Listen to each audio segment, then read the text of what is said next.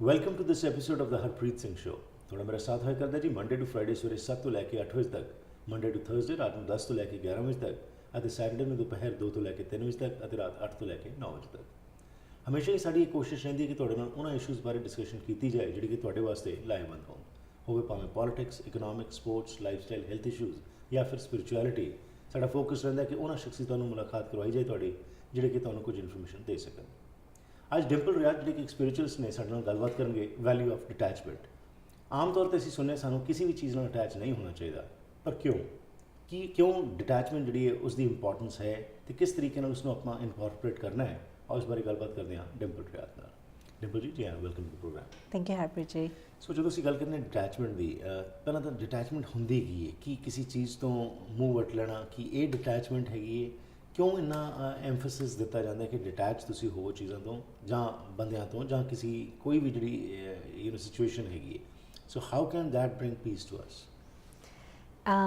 ਜਿੱਦਾਂ ਕਿ ਤੁਸੀਂ ਪਹਿਲਾਂ ਕਿਹਾ ਨਾ ਕਿ ਡਿਟੈਚਮੈਂਟ ਹੈ ਕੀ, ਕਿਉਂਕਿ ਆਮ ਤੌਰ 'ਤੇ ਅਸੀਂ ਦੇਖਦੇ ਹਾਂ ਕਿ ਜਦੋਂ ਅਸੀਂ ਡਿਟੈਚਮੈਂਟ ਦੀ ਗੱਲ ਕਰਦੇ ਹਾਂ ਆਟੋਮੈਟਿਕਲੀ ਸਮਝਦੇ ਕਿ ਜਦੋਂ ਇਹਦਾ ਮਤਲਬ ਕਿ ਸਾਨੂੰ ਆਪਣੇ ਜਿਹੜੇ ਰਿਲੇਸ਼ਨਸ਼ਿਪਸ ਹੈਗੇ ਨੇ, ਜੋ ਵੀ ਸਾਡੇ ਜਾਣ ਪਛਾਣ ਦੇ ਹੈਗੇ ਆ ਉਹਨਾਂ ਤੋਂ ਅਸੀਂ ਦੂਰ ਹੋਣਾ, ਜਾਂ it's considered a form of withdrawing yourself emotionally, na? But on the contrary, it's the opposite of that.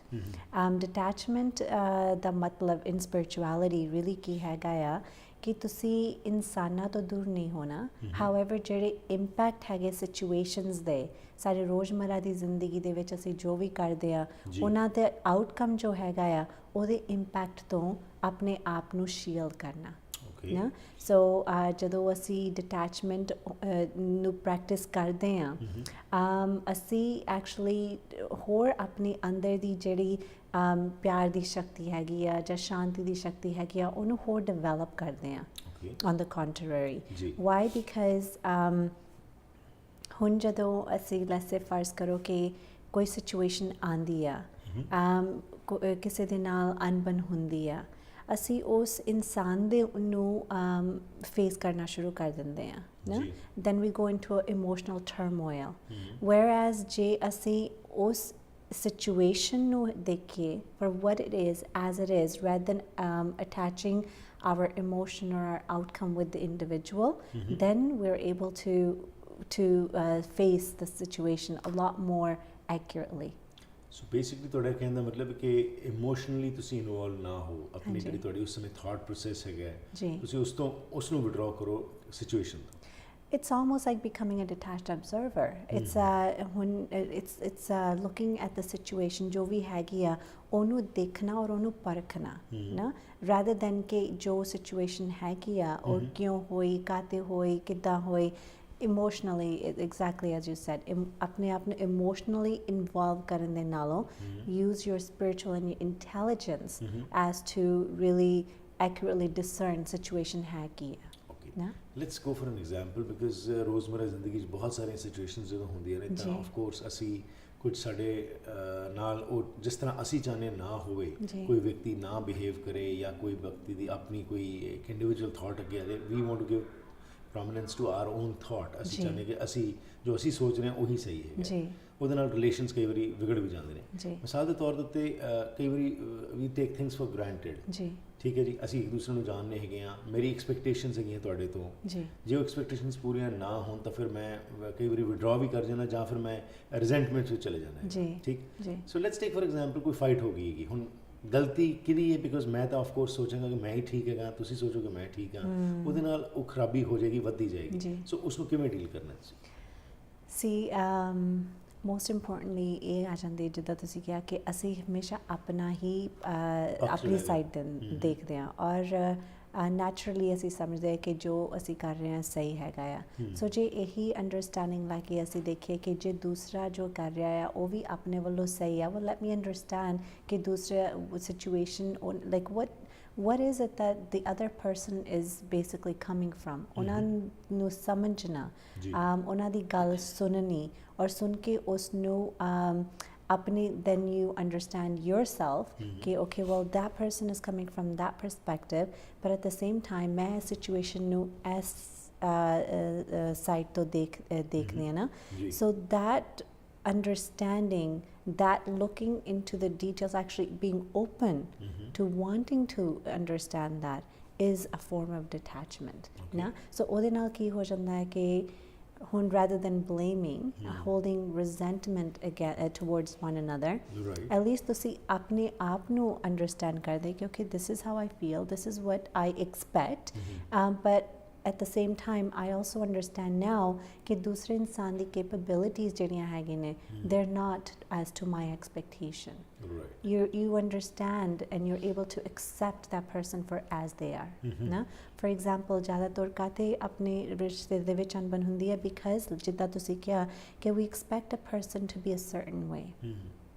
ਅਸੀਂ ਉਹਨਾਂ ਨੂੰ ਐਕਸਪੈਕਟ ਆਟੋਮੈਟਿਕਲੀ ਕਰਦੇ ਹਾਂ ਕਿ ਉਹ ਜੋ ਵੀ ਉਹਨਾਂ ਨੇ ਪਰਫੋਰਮ ਕਰਨੀ ਆ ਉਹ ਸਾਡੇ ਸਟੈਂਡਰਡ ਦੇ ਦੌਰ 'ਤੇ ਹੋਵੇ ਨਾ, ਪਰ ਜਦੋਂ ਅਸੀਂ ਜਦੋਂ ਅਸੀਂ ਡਿਟੈਚਡ ਹੋ ਕੇ ਉਹਨਾਂ ਨੂੰ ਦੇਖਦੇ ਹਾਂ ਐਜ਼ ਦੇ ਆਰ, ਉਹਨਾਂ ਨੂੰ ਐਕਸੈਪਟ ਕਰਦੇ ਹਾਂ, ਵੀ ਅੰਡਰਸਟੈਂਡ ਕਿ ਜੋ ਮੇਰੀ ਐਬਿਲਿਟੀਜ਼ ਹੈਗੀਆਂ ਉਹ ਨੈਸੈਸਰਲੀ ਨਹੀਂ ਹੈਗੀ ਕਿ ਉਹਨਾਂ ਦੀ ਵੀ ਉਹ ਐਬਿਲਿਟੀਜ਼ ਹੈਗੀ ਆ ਨਾ, then you're able to work with them from where they are rather than you expecting them to be where you are and having them meet you the same at the same pace. Right. ਪਰ ਇੱਥੇ ਇੱਕ ਵੱਡਾ ਆਬਸਟੀਕਲ ਆ ਜਾਂਦਾ ego ਦਾ ਕਿ ਵੀ ਜੇਕਰ ਮੈਂ ਝੁਕ ਗਿਆ ਤਾਂ ਇਹਦਾ ਮਤਲਬ ਮੇਰੀ ਹਾਰ ਹੋ ਗਈ। ਇਹ ਇੱਕ ਆਮ ਵਿਅਕਤੀ ਜਿਹੜਾ ਸੋਚਦਾ ਹੈਗਾ ਕਿ ਦੂਸਰੇ ਦੇ ਸ਼ੂਜ਼ ਵਿੱਚ ਸਟੈਪ ਕਰਨਾ ਬੜਾ ਔਖਾ ਹੋ ਜਾਂਦਾ ਹੈ। ਸੋ ਕਿਵੇਂ ਉਸ ਸਮੇਂ ਤੁਸੀਂ ਆਪਣੀ ਈਗੋ ਨੂੰ ਕੰਟਰੋਲ ਕਰੋ ਜਿਹਦੇ ਨਾਲ ਕਿ ਤੁਸੀਂ ਉਹ ਰਿਲੇਸ਼ਨਸ਼ਿਪ ਜਾਂ ਉਹ ਜਿਹੜੀ ਤੁਹਾਡੀ ਟ੍ਰਾਂਜੈਕਸ਼ਨ ਹੈਗੀ ਉਸ ਨੂੰ ਤੁਸੀਂ ਸਟਰੋਂਗ ਬੌਂਡਿੰਗ ਜਿਹੜੀ ਹੈਗੀ ਉਸ ਨੂੰ ਸਟਰੋਂਗ ਬਣਾ ਸਕੋ। ਜੀ, you know, that's a very crucial point and a very sensitive point ਰਿਸ਼ਤਿਆਂ ਦੇ ਵਿੱਚ ਆ ਜਾਂਦਾ ਹੈ ਕਿ ਜਿਹੜੀ ਸਾਡੀ ਈਗੋ ਹੈਗੀ ਹੈ ਜਾਂ ਤਾਂ ਸਾਨੂੰ ਸੁਪੀਰੀਅਰ ਬਣਾ ਦਿੰਦੀ ਹੈ ਜਾਂ ਤਾਂ ਫਿਰ ਸਾਨੂੰ ਇਨਫੀਰੀਅਰ ਬਣਾ ਦਿੰਦੀ ਹੈ ਨਾ, but understanding your own worth, understanding that your true self can help us understand others ਨਾ। ਜਦੋਂ ਅਸੀਂ ਇਹ ਸਮਝਦੇ ਹਾਂ ਜਦੋਂ going back to the detachment again, ਹੁਣ ਇੱਥੇ ਜੇ ਅਸੀਂ ਐਗਜ਼ਾਮਪਲ ਦੇ ਤੌਰ 'ਤੇ ਦੇਖੀਏ ਨਾ, ਦੋ ਬੱਚੇ ਹੈਗੇ ਨੇ, ਲੈਟਸ ਸੇ ਫਰਜ਼ ਕਰੋ ਜਦੋਂ ਟਵਿਨਸ ਪੈਦਾ ਹੁੰਦੇ ਨੇ and if they're joint, ਉਹਨਾਂ ਦੇ ਜਿਹੜੇ ਪਾਰਟਸ ਹੈਗੇ they're not two, they're separate individuals, they're one. ਉਹਨਾਂ ਦੀ ਜ਼ਿੰਦਗੀ ਕਿੱਦਾਂ ਦੀ ਹੋਏਗੀ ਨਾ, ਉਹ ਨਾ ਤਾਂ ਆਪਣੇ ਲਈ ਇਕੱਲੇ ਸੋਚ ਸਕਣਗੇ, ਨਾ ਤਾਂ ਉਹ ਆਪਣੀ ਇੰਡੀਵਿਜੂਅਲ ਜੋ ਵੀ ਨੈਸੈਸਰੀ ਕੰਮ ਹੈਗਾ ਦਿਨ ਦਾ ਉਹ ਨਹੀਂ ਕਰ ਸਕਣਗੇ। ਸੋ ਦੇਰ ਨਾਟ ਓਨਲੀ ਇਮੋਸ਼ਨਲੀ ਪਰ ਉਹ ਫਿਜ਼ੀਕਲੀ ਵੀ ਇੱਕ ਦੂਸਰੇ 'ਤੇ ਡਿਪੈਂਡੈਂਟ ਹੋਣਗੇ ਨਾ।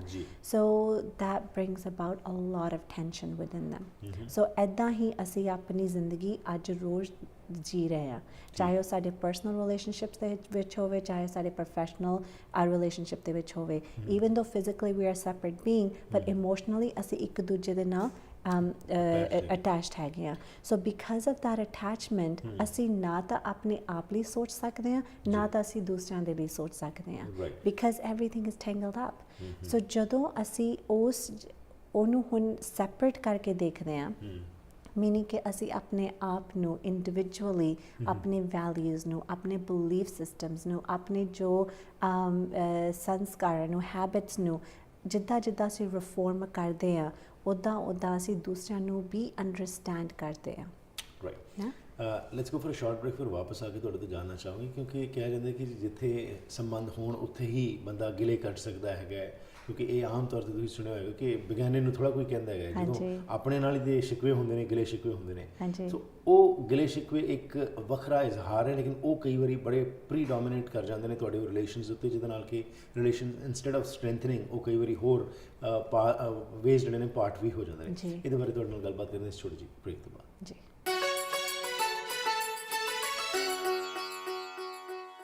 JP ਟਰਾਂਸਮਿਸ਼ਨਸ ਉਹ one stop total auto care centre ਹੈ ਜਿੱਥੇ ਤੁਹਾਨੂੰ ਵਾਜਬ ਕੀਮਤਾਂ ਤੇ ਕੁਆਲਿਟੀ ਸਰਵਿਸ ਦਿੱਤੀ ਜਾਂਦੀ ਹੈ। ਟਰਾਂਸਮਿਸ਼ਨ ਰਿਪੇਅਰ, ਰੀਬਿਲਡ, ਆਟੋਮੈਟਿਕ ਤੇ standard clutches, differential, general repair, ਹਰ ਕਿਸਮ ਦੀਆਂ ਡੋਮੈਸਟਿਕ, ਇੰਪੋਰਟਡ ਤੇ ਯੂਰਪੀਅਨ ਗੱਡੀਆਂ ਦੀ ਸਰਵਿਸ। 1 ਟਨ ਤੋਂ 5 ਟਨ ਟਰੱਕ ਜ਼ੂਜ਼ੂ ਤੇ ਹੀਨੋ ਲਈ ਸਪੈਸ਼ਲ ਸਕੈਨਰ। ਤੁਹਾਡੀ ਗੱਡੀ ਦਾ ਪਹਿਲਾਂ ਮਲਟੀ ਪੁਆਇੰਟ ਚੈੱਕ ਕੀਤਾ ਜਾਂਦਾ ਹੈ ਤੇ ਫਿਰ ਰਿਪੇਅਰ ਕੀਤੀ ਜਾਂਦੀ ਹੈ। ਬੈਸਟ ਸਰਵਿਸ ਲਈ ਅੱਜ ਹੀ ਆਓ 8951 ਸਟਰੀਟ ਸਰੀ ਜਾਂ ਫਿਰ ਕਾਲ ਕਰੋ ਪੈਬ ਮਹਿਲ ਸ਼ੰਭੂ 6045891217।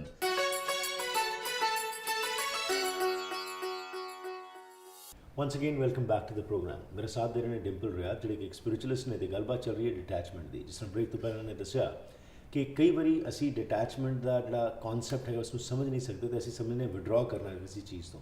ਪਰ ਬੇਸਿਕਲੀ ਇਹਨਾਂ ਦਾ ਕਹਿਣਾ ਹੈ ਕਿ ਇਮੋਸ਼ਨਲੀ ਅਸੀਂ ਆਪਣੇ ਆਪ ਨੂੰ ਉਸ ਚੀਜ਼ ਨਾਲ ਨਹੀਂ ਜਦੋਂ ਜੋੜਾਂਗੇ ਤਾਂ ਡੈਫੀਨਿਟਲੀ ਜਿਹੜੇ ਰਿਜ਼ਲਟਸ ਨੇ ਬੈਟਰ ਆਉਣਗੇ। ਆਓ ਕੁਝ ਹੋਰ ਜਾਣਕਾਰੀ ਲੈਂਦੇ ਹਾਂ।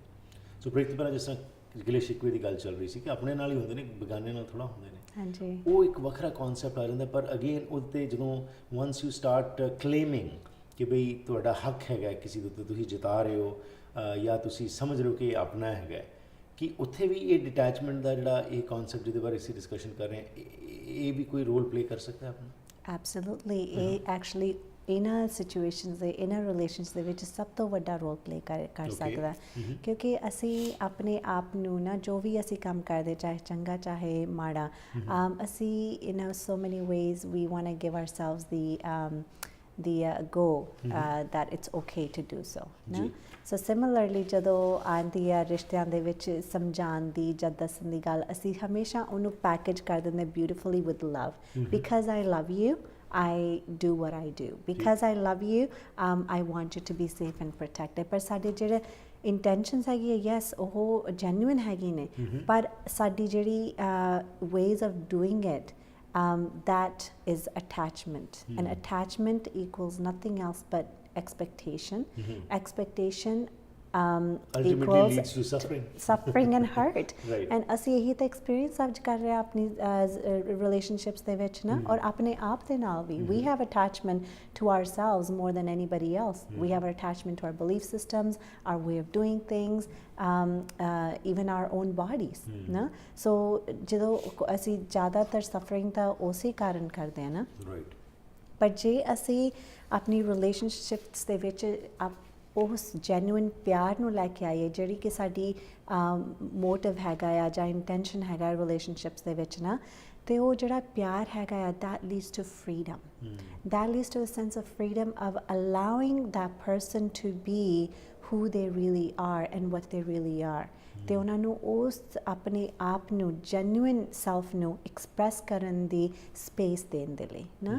ਜਦੋਂ ਚਾਹੇ ਪੇਰੈਂਟਸ ਹੋਣ ਆਪਣੇ ਬੱਚਿਆਂ ਦੇ ਨਾਲ, ਚਾਹੇ ਸਪਾਊਸ ਹੋਵੇ ਵਿਦ ਅ ਪਾਰਟਨਰ, ਚਾਹੇ ਕੋਈ ਵੀ ਰਿਲੇਸ਼ਨਸ਼ਿਪ ਸਿਬਲਿੰਗਸ ਦੇ ਵਿੱਚ ਵੀ ਅਸੀਂ ਦੇਖਦੇ ਹਾਂ ਜ਼ਿਆਦਾਤਰ ਅਣਬਣ ਕਾਤੇ ਹੁੰਦੀ ਆ ਕਿਉਂਕਿ ਉਹ ਸਾਨੂੰ ਸਮਝਦੇ ਨਹੀਂ, ਔਰ they don't do as we want. They're always doing things differently than how we want them to be. ਅਸੀਂ ਉਹਨਾਂ ਨੂੰ ਪਿਆਰ ਕਰਦੇ ਹਾਂ, ਅਸੀਂ ਉਹਨਾਂ ਨੂੰ ਸਮਝਾਉਂਦੇ ਹਾਂ, ਪਰ ਫਿਰ ਵੀ ਉਹ ਆਪਣੀ ਮਨਮਰਜ਼ੀ ਕਰਦੇ ਆ ਨਾ। ਪਰ ਐਟ ਦ ਸੇਮ ਟਾਈਮ ਜੇ ਅਸੀਂ ਦੇਖੀਏ ਜੇ ਅਸੀਂ ਜੈਨੂਇਨਲੀ ਉਹਨਾਂ ਨੂੰ ਪਿਆਰ ਕਰਦੇ ਹਾਂ, ਕੀ ਅਸੀਂ ਐਕਚੁਅਲੀ ਉਹਨਾਂ ਨੂੰ ਅੰਡਰਸਟੈਂਡ ਵੀ ਕਰਦੇ ਹਾਂ ਨਾ। So basically understanding is the basic concept what you are emphasizing, ਕਿ understanding ਜੇਕਰ ਨਹੀਂ ਹੈਗੀ ਤੇ ਫਿਰ ਕਿਸੇ ਨੂੰ ਤੁਸੀਂ ਪਿਆਰ ਕਰਦੇ ਹੋ ਜਾਂ ਕਿਸੇ ਨੂੰ ਤੁਸੀਂ ਆਪਣਾ ਸਮਝਦੇ ਹੋ, ਇੱਕ ਤਰ੍ਹਾਂ ਦਾ ਵਿਖਾਵਾ ਹੀ ਹੈਗਾ ਜਦ ਤੱਕ ਤੁਸੀਂ ਉਹਨਾਂ ਦੇ ਸ਼ੂਜ਼ ਵਿੱਚ ਫਿਟ ਨਹੀਂ ਕਰਦੇ। Understanding is just the beginning. Right. After understanding, it's actually accepting them. ਨਾ when ਜਦੋਂ ਤੁਸੀਂ ਐਕਸੈਪਟ ਕਰਦੇ ਆ ਫਿਰ ਅਸੀਂ ਰੀਅਲਾਈਜ਼ ਕਰਦੇ ਹਾਂ ਕਿ ਅਸੀਂ ਜ਼ਿੰਦਗੀ ਆਪਣੀ ਰਿਸ਼ਤਿਆਂ ਦੇ ਵਿੱਚ ਐਕਚੁਅਲੀ ਕਿੰਨਾ ਜੈਨੂਇਨ ਯੋਗਦਾਨ ਦਿੰਦੇ ਆ ਨਾ। ਪਰ ਮੋਸਟਲੀ ਅੱਜ ਤੱਕ or these what we're experiencing is our expectations wrapped in a beautiful gift of saying love. But love and attachment are one thing.